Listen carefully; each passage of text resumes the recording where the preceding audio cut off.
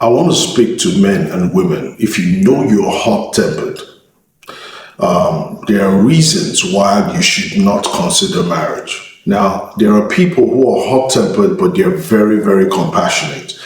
But the inability for such person to control their temper has actually portrayed them in a negative light and also in a negative personality.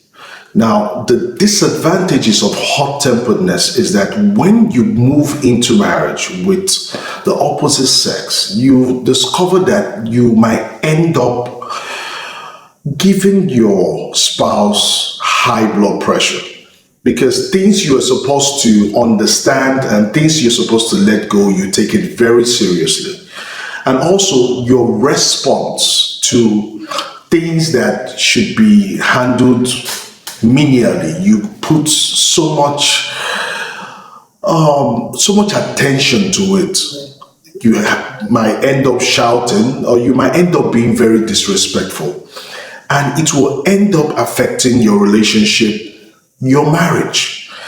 And having children, knowing that you being hot-tempered, children will do things that will sometimes piss you off, that as a parent, you're supposed to find a way around it and scold the child in a safe way. But due to your hot temper, you might fling something at the child, endangering the child's life. Also, one of the disadvantages as well is that your child will get to grow up getting angry easily because you as a parent, you don't have a way of sitting your child down and explaining why this is not right and why this is the right thing to do. So hot-temperedness for both men and women is a red flag going into marriage. Now, how do you solve your hot-temperedness? One of the things is you have to realize that you have a problem. Okay, because if you love someone or you care about someone and they are complaining about your hot-temperedness, the least you could do is, the first thing is to identify that this is a problem. Once you identify it as a problem, you tell yourself you want to solve this problem. You could go talk to a counselor. You could talk to a counselor. Or better still, you can pray about it. Or talk to your spouse that they should understand that you have this thing and you have identified this problem.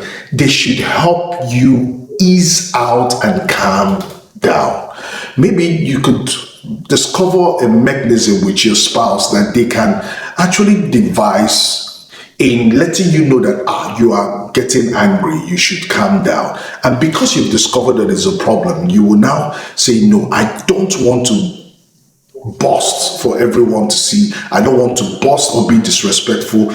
I will subpedal this temper. So if you know as a person that you're so hot-tempered and you don't like taking instruction from, especially the ladies, you don't like taking instruction from anyone. So moving into marriage and you know that you're going to have a husband, which is the head of the home, and he will tell you, I want this, I want that, which as a woman, you have to respect him, you have to obey. If you know that you are not going to obey, you're not going to be submissive, marriage is not for you. Like I said, I don't want to say that hot-tempered people are bad people. No, most hot-tempered people are actually kind people. They're straightforward, they're blunt, they tell you how it is in their mind.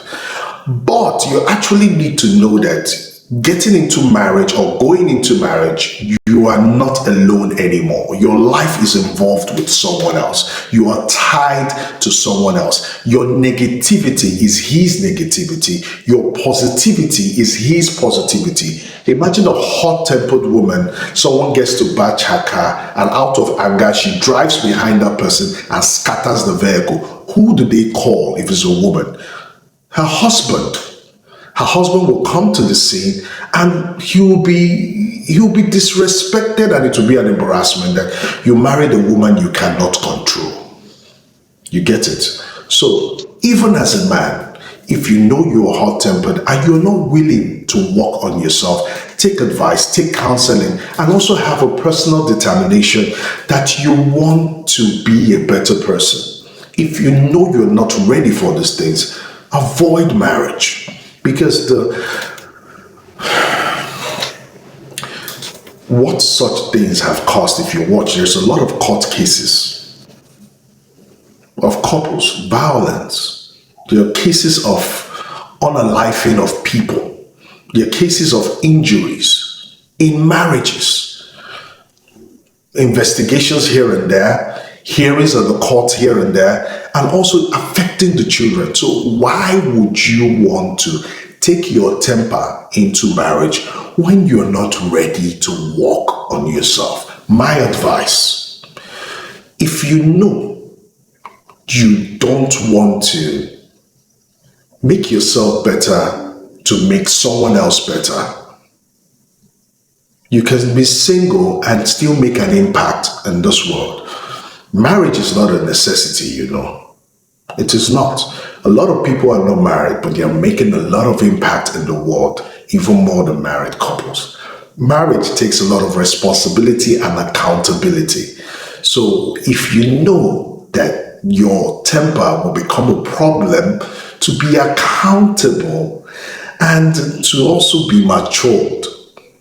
And remember, you're going to be a guardian, because children, no one prepares for when they come. They do. And they're going to look up to us. So my take is work on yourself. Identify the problem. Discover ways around it to make sure that it works for you, it works for your spouse, and when you have children, it works for them. Don't forget to subscribe and follow and all of our social media handles, and also don't forget to leave your comments about what I just said. I'm the URP WJ Jackson, signing out. Yeah.